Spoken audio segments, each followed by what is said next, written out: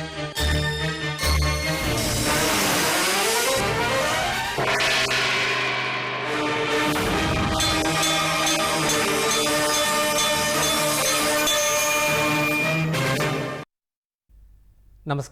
ఘంటారావానికి స్వాగతం. ముందుగా ప్రధానాంశాలు.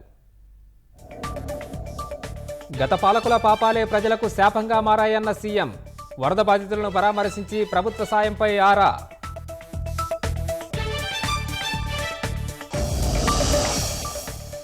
ఏలేరు వరద బాధితులను ఆదుకుంటామన్న పవన్. ప్రాజెక్టు ఆధునీకరణ పనులు చేపడతామని వెల్లడి.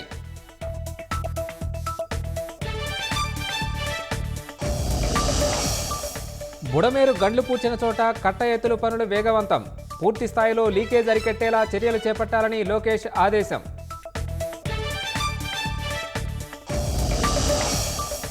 ప్రకాశం బ్యారేజీని బోట్లు ఢీకొన్న ఘటనలో 2 అరెస్ట్.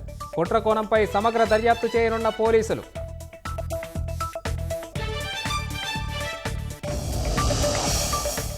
కోల్కతా జూడా హత్యాచార కేసులో కొత్త నివేదిక కోరిన సుప్రీం.